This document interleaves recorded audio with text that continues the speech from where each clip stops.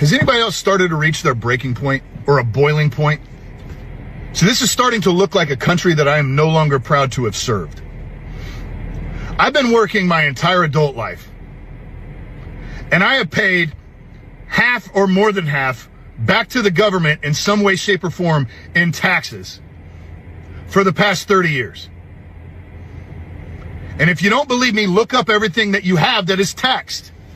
State income tax, federal income tax, property taxes, payroll taxes, Medicare taxes, Medicaid taxes, sales taxes. Everything is taxed. All right, you know what a serf is, right? A serf is one step above a slave. And back in the Middle Ages, a serf was required to work for their landlord for about 15 weeks a year. That labor paid for their protection from and by the Lord, right? It also gave them the right to work and live on the land. Now, after that, the rest of the work was theirs. But for 15 weeks every year, they owed their labor to the Lord. Now, you fast forward to 2026. And do you know how long you work on average just to pay your lords in Washington, D.C., your state house, your city or county council? So between federal, state, and local taxes, property taxes, state taxes, all of these taxes and hidden fees, okay, we got fees on everything from tires to digital services. The average American, after you tally all that up, the average American does not start earning a dime for themselves until mid-April, early May. This is ridiculous. It has to stop. Now, we can be outraged and angry at the Somalians, at Amy Bach, who is the ringleader of that Feeding America fraud up in Minnesota. But we need to be apoplectically outraged at the politicians on both sides of the aisle. This country was actually founded as a way to escape excessive taxation without representation. And here we are again with this income tax, property tax, all kinds of little political fees in our pockets. The Republicans won't stand up by and large and oppose this. The Democrats see us as piggy banks. This has got to stop. Our labor belongs to us, not to the government. Everything. And we have a political apparatus where half of them say that if you don't keep us in power, we will steal from you so that we can import people that will. So shut up and go back to work. And another side of the aisle that is either in on it or is totally complete chicken shit and won't do anything about it and won't even try to actually represent the people that vote for them. He's absolutely right. And look, the other thing is we've seen over the past few years, we got an entire political party, the Democrats, who they're not interested in doing anything at all for Americans. You want to talk about taxation without representation. This whole thing with Trump has gone down here with Maduro and taking him out of power. The Venezuelans are dancing in the streets, okay?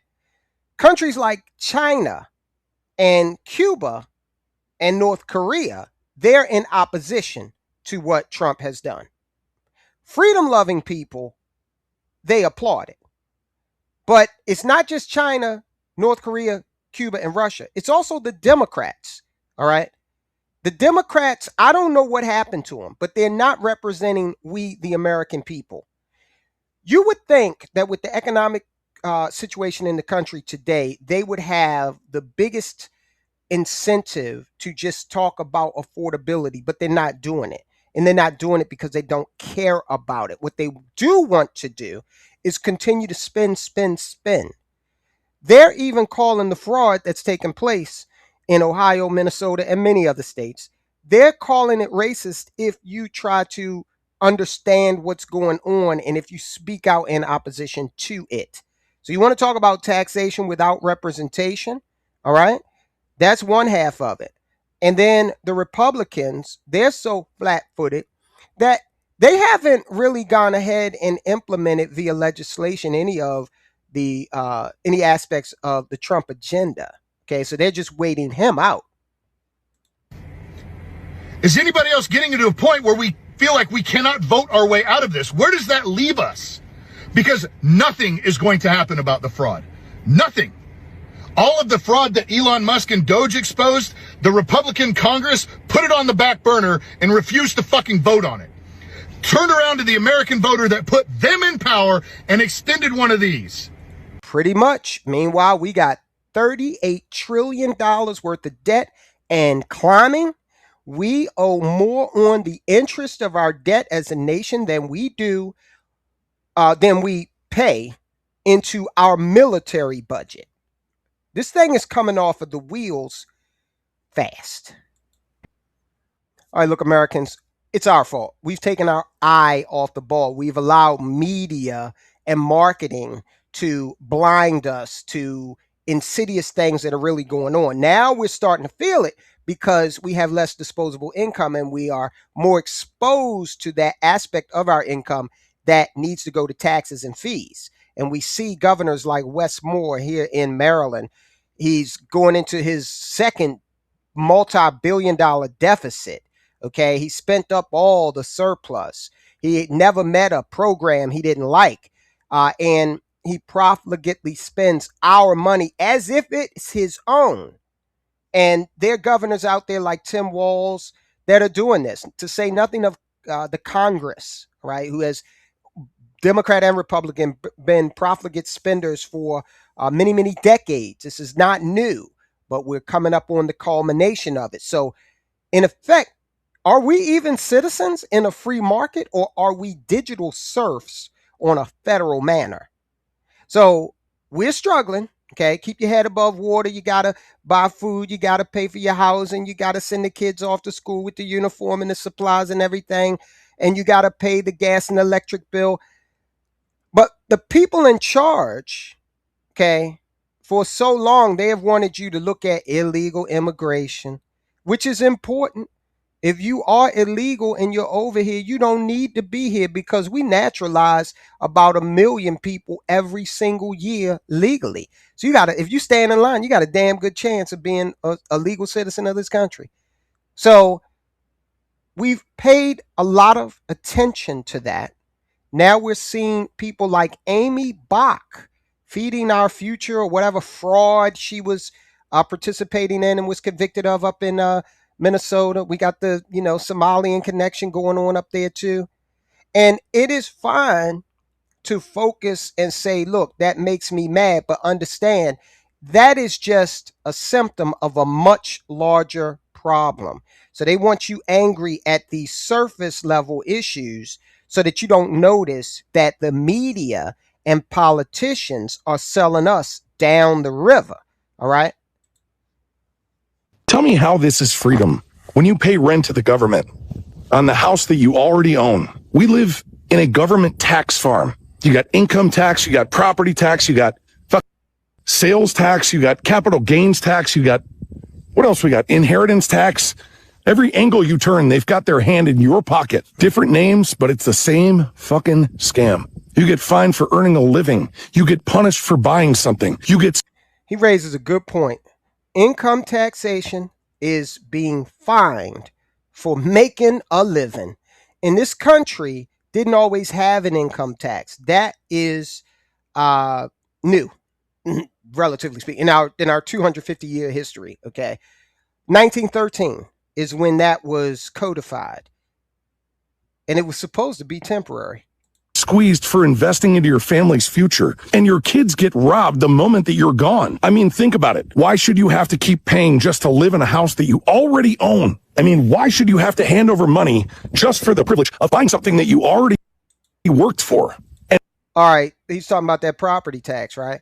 And so you'll hear people push back, but what about the kids and the schools and the firefighters? Look, we need a new design, because he's absolutely right. More and more people are questioning that property tax. So I paid off the bank and all their interest and the principal. But now you, the government, you're telling me I got to keep on paying property taxes? Hey, why can't I stop paying property taxes when I stop paying my mortgage? Isn't that fair? That would mean that these localities, these municipalities need to do a much better job of being stewards of the money that they get. Okay? We as citizens got to start standing up. And why should your family get gutted when you try to pass on what you built? Here's what most people don't even realize. When income tax was first introduced, it wasn't permanent, okay? It was temporary, and it was 3%. And now they're taking nearly 40% of what you make before you even see the fucking check. And that's between local, state, and federal. And let's just talk taxes for now, not even fees. Anything they say is a tax, gasoline tax, income tax, property tax. Yeah. Damn near half of your labor is spent on taxation. It's before they hit you with property taxes. That's before the sales taxes. That's before the gasoline tax. That's before paying registration on your car, which is just another tax. They rob you when you earn. They rob you when you spend. They rob you when you save. And they rob your heirs when you kick the bucket. That's not freedom. That's not the land of opportunity. Okay? That's feudalism with better branding. And while they're bleeding you dry, your money isn't even staying here. It's being shipped overseas. Billions to Ukraine, billions to other countries that fucking hate us. And meanwhile, your roads are crumbling. Your grocery bills are doubling. They want to tell you that everything's coming down. I don't fucking see it. Gas is $4 a gallon. Okay? Diesel, it's even more. And FEMA's over here telling Americans to get fucked after the fires and the hurricanes. This isn't by accident. It's by design. You're not a citizen in their eyes. You're a product. He's right. Okay. And he mentioned energy costs. Well, a lot of you throughout this great nation of ours are feeling a serious pinch when it comes to gas and electric, those bills, right? Because data centers, they're soaking up a lot of power and water, right? Let's take a look at how this is impacting people's wallets. So we're not just talking about taxation now, we're talking about politicians ignoring the fact that trillion-dollar companies, OpenAI, NVIDIA, Google, they are soaking up our energy and demanding so much that these gas and electric companies are prioritizing them over us. And in the case of Constellation Energy here, Pepco, BG&E, all our carriers here in Maryland, they're even charging us to build out their infrastructure, and none of the Democrats in our legislature are saying anything about it. I say Democrats because the Republicans, they don't control anything in Maryland at all, okay? Finding a Republican that's got some power at a state level in Maryland is like finding Bigfoot riding a unicorn. So you can't blame it on Republicans, okay? This is all Democrats. Energy is set to be a key issue in the coming legislative session. The utility costs are a focal point as Marylanders just got through a frigid December. Yeah, and as those bills start coming in, residents are feeling the frustration and lawmakers are trying to find ways to lessen the financial burden everyone feels. We have team coverage on the state of energy in America in a moment. National correspondent Kayla Gaskins highlights a potentially game-changing technology. That's right, but we begin with Jessica Babb, who's hearing Marylanders plea for help with their high energy costs. Block off some of the cold. For Jenny, this is home sweet home. Less than 1,000 square feet. It's a small, one level, no basement, 3-bedroom rancher. So it's not big at all. A reminder hanging on the wall says very little is needed to make a happy life. But one thing that is needed during these cold, blustery winter months is energy to power your home. The fear of being turned off, especially with it being some mornings in the teens,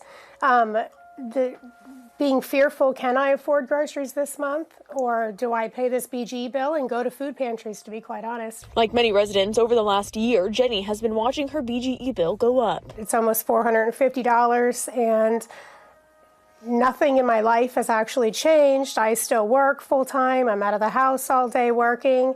And I just think that these rates are outrageous. Despite keeping her home in the mid-60s, using a small space heater in her room, stuffing towels by her doors, and taking other steps to curb the cost. I didn't even put Christmas lights out this year. She's feeling desperate. Scared.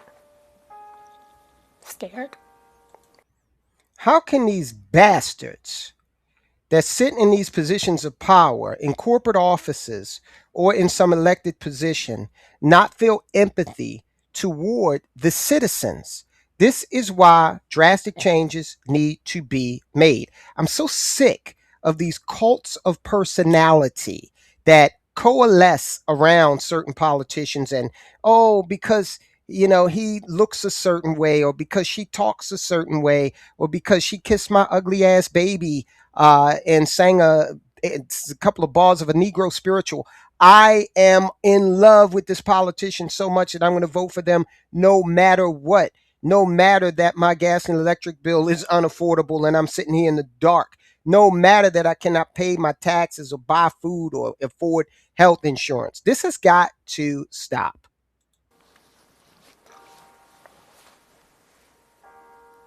Yeah. Worried about what's to come. What do you pick and choose? I have to have car insurance. I have to get to work. It's just a lot. It's very stressful. Across town, Teresa Stepp is also seeing the sticker shock. $1,219, and I'm cold. I mean, this isn't like I'm living in the tropics and I'm roasting marshmallows. I'm still cold. Her thermostat also not going past 67 degrees. Everybody uses more gas and electric for heat in the winter. That is not uncommon. It is the norm. So with that being said, still, it seems excessive. And while the cold weather means customers are using more energy, driving up some of the costs, coupled with BGE's distribution rates, significant supply costs in the state, and other fees tacked onto your bill driven by state policy, along with coal plants closing and the demand for energy growing, the impact is real. I work full time, and I have what would be considered I make a living wage, I guess is what they call it, because I can't get any kind of help at all. I've tried, and I make like just over the amount, so I work. It's not like I'm not trying.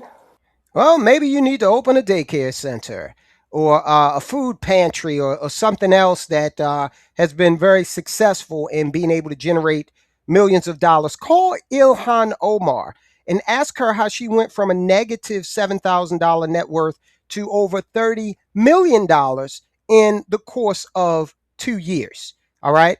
Maybe call Nancy Pelosi or Dan Crenshaw and ask them, how is it that insider trading works? Can I get in on that? Right. Because they're doing that to a fare thee well. Nancy Pelosi's done so well. She has a separate refrigerator just for ice cream. All right. My ice cream is sitting up near a pork chop right now. Okay. It doesn't have exclusivity like that. So corruption is a big part of this. All right. Now look at this daycare fraud in Minnesota, or the whole city-owned grocery store scam that this joker in New York City wants to implement. They aren't mistakes. They're features of this system that is designed to enrich the 501c3 mafia and the well-connected. All right. We think, oh, corruption is John Gotti. All right. No, it's a politician in a Brooks Brothers suit going up the Capitol Hill and selling us out every day of the week. You mean to tell me? And notice how the Democrats always rail against the evil corporations. But you know what we did here in Maryland? Our governor, Wes Moore, actually signed off on a bill to end competition in the electrical and gas market in the state. So now Exelon, they can run roughshod over the customer and do whatever the hell they want to with regard to prices. So everything that this Governor Wes Moore says is disingenuous because he has enabled Exelon to be like a robber baron, right? And oh, we better, like, this lady is almost brought to tears talking about the situation, okay? We're out here in the fields, and they got you divided with racism and homo this and phobia that. And, it's designed to separate our interests. We got one big unifying interest, and it's the economy and the lack of affordability, the growing lack of affordability. You heard that lady say, hey, look, I work a job. I can't get any help. They telling her, oh, you make too much money. All right. But she doesn't make enough money to be exempted from taxation now, does she? All right, so what do we do? What do we do about this? First, we got to stop the infighting among the middle class, okay?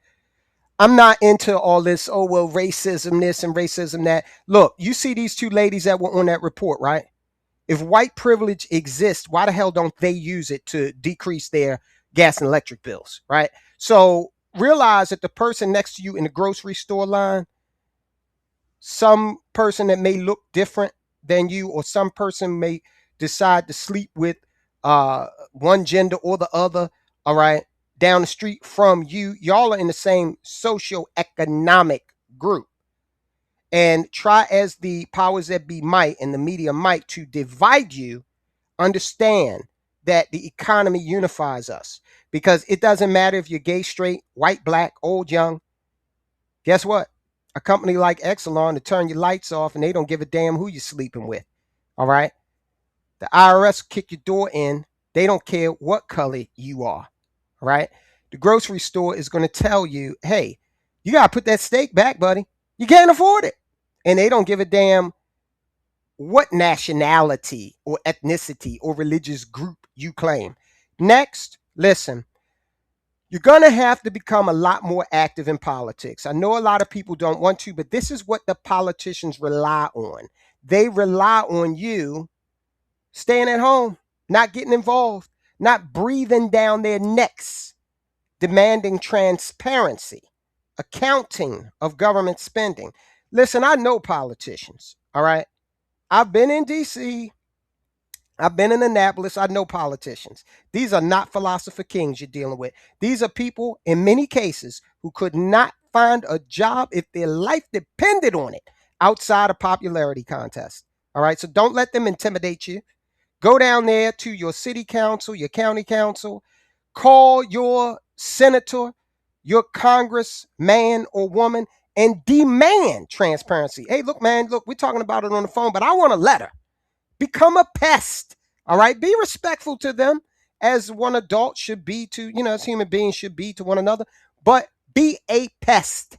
Let them know you are watching. Okay. Track what they're doing. Demand accountability. And look, starve the beast. You have got to take full advantage of the legal ways to step outside, even if it's temporary, the tax system. How do you do that? You can do it in a couple of ways. Look, guys, the 401k lets you defer taxation. Contribute the max. Start putting in that money and say to the government, nah, I'm going to hold on to this for a while. That's the closest thing we have to being able to put tax money in escrow. If your job doesn't offer a 401k, then look into a traditional IRA. You can play that same game, okay? The Roth IRA, whole life, or let me say permanent life insurance policies. Now, those two, the Roth and the permanent life insurance policy, they allow you to put in money that has already been taxed and then get some exemption on taxation down the road. You have got to utilize all of these mechanisms to starve the beast. A lot of people are saying, don't pay your taxes. Well, you're putting yourself at risk of losing your freedom and losing a lot of money if you try to go up against the IRS that way. All right. Use the legal mechanisms that are out there that allow you to either defer taxes now or exempt yourself from taxation later. HSAs or health savings accounts, that's another good one. Okay. I wouldn't mess around with the college savings accounts simply because they got a lot of restrictions on them. And if your kid turns out to be a genius and gets scholarships, then you're very restricted on what you use that money on. So I wouldn't use that. But the HSA, the 401k, the traditional IRA, the Roth IRA, and permanent life insurance. Yes, the same kind of trick Hillary Clinton uses to pass on her wealth. They don't talk to you about that now, do they? So the serfs back in the Middle Ages of 14th century, they eventually revolted because they became, aware. It was undeniable that they were being hosed. We're at that point now. Fight back in the way that I have suggested. Let me know how you feel about this in the comments. Talk to you soon.